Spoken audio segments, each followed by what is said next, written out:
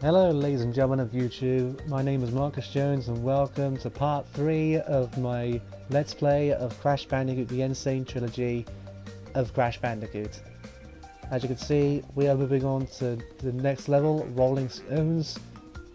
Sorry, I struggled to speak there, but we're moving on to Rolling Stones and we're going to be playing as Crash's sister Coco for this level. Who's Coco, you might ask? Well, she is, as I said, she's Crash's sister, and she is very, very smart. Like, very smart. And there's actually a reason why she's actually playable in these levels. Like, if you notice, the one I unlocked her, it was something called Coco's Time Machine. Well, without spoiling too much, Crash Bandicoot 3 sort of involved a time travel gimmick, and she's using the Time Twister machine there to travel back in time to help Crash out. And I remember when it got revealed that she was going to be playable in the levels, that I remember seeing YouTube comments saying things like, now she'll be getting the laptop battery herself, because it was sort of like a little reference to when Coco told Crash to get her a new laptop battery. For some reason, laptop batteries are just in the middle of jungles. And I just remember seeing comments everywhere saying, now we're going to get the laptop battery, and for some reason I just found that funny to me. I honestly don't know why I find that funny. It was like a joke in the Crash community at that point, and here we are in Rolling Stones, breezing through it again because the power of Aku Aku.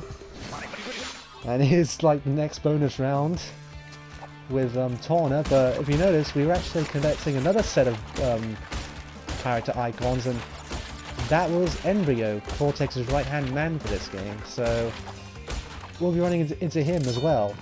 And as you can see, this is that's the bonus round done, and look! There's we're standing in front of the Bandicoot that we replaced in later games, so sorry Torna!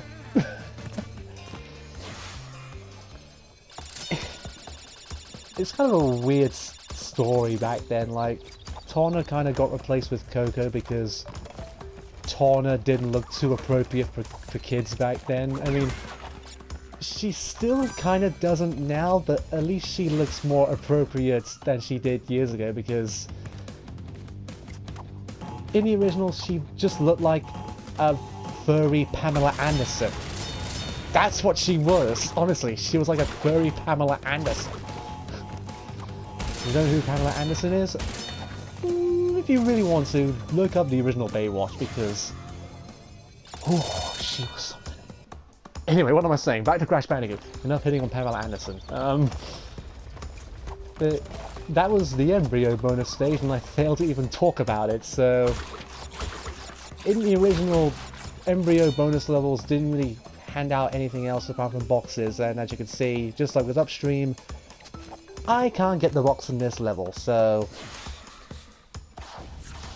I'm so sorry, Coco. I don't mean to keep you getting hit by boxes. It was an accident. I'm sorry. It was the game's fault.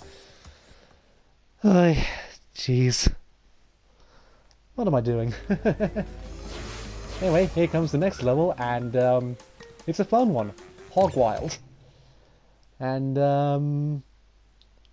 you'll know what this game is right off the bat.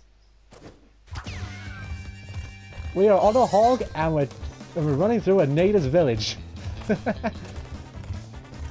You may place your dirty comments in the comments section right now.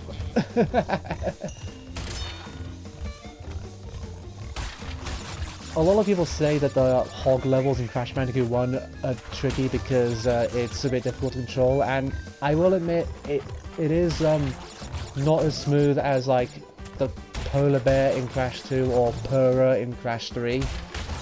But I don't think it's that difficult. I mean, it's not that hard to control. I mean, you go left and right just fine. But jumping over the, well, dead hogs that we're coming up to right now, this first one, I can jump over just fine. The second one, you just run right under. But the third one, you gotta be perfect with this one. You gotta jump like that. I remember when this game first came out, and you just get the gem right there. I remember when the game first came out, I struggled with that jump a lot in the remake. Like, no joke, I kept dying to that last hog. But now I can just jump over it easily. Anyway, I think we got time for one more level. Native Fortress. The last of the type of level where you jump up, we run across the wall. So here we are.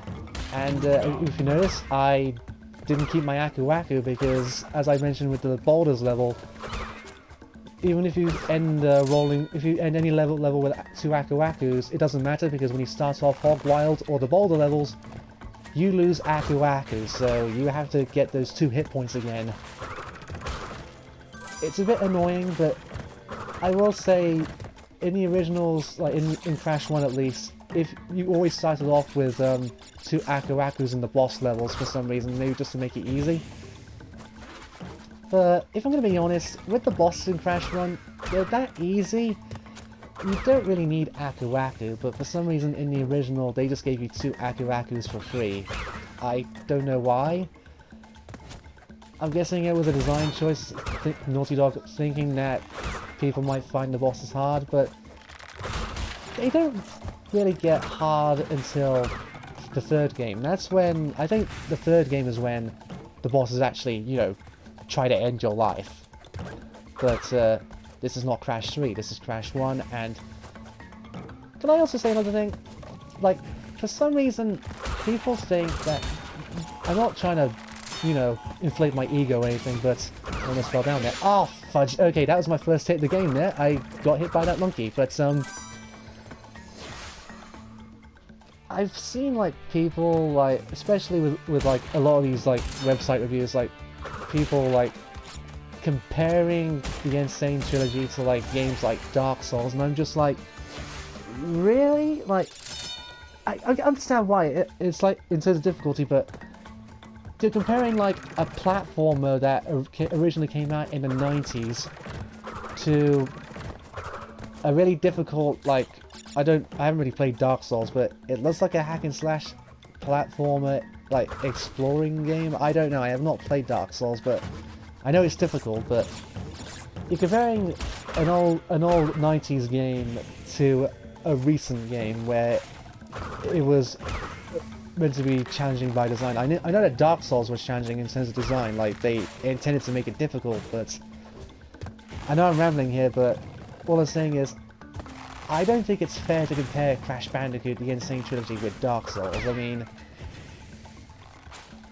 it's sort of a reminder of how difficult but challenging games were back in the 90s, because games from that era, they were designed to not only be challenging, but they were also fair. I'd like to think that Dark Souls is in the category of trial and error. I mean, you gotta be really, like, on your game if you want to try and perfect that. Oh, by the way, there's a platform we can't use because we don't have the gem yet again, so... And we'll be getting that particular gem in a later level, so I'm not going to say what that level is, but... Ooh, it's a hard one. Okay.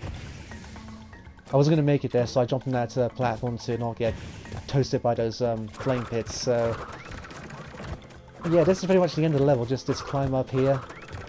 We still can't get all the boxes, so...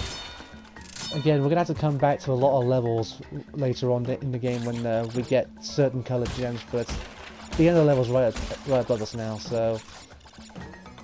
Just a couple more jumps.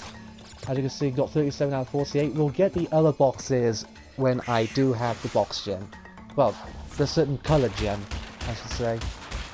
And, Crash getting abused by more boxes. Not my fault. I mean, if I could get the boxes, I would, and we wouldn't have to see Crash or Coco get hit on the head by a ton of boxes, but... Yeah, that's the end of part 3, folks. When we come back, we'll do Up the Creek, and, yeah. And then after that, it'll be, like, the second boss of the game. And, hope you enjoyed. Hope you, stick around. Let me know in the comments below what you think, and I'll see you in the next part. Later.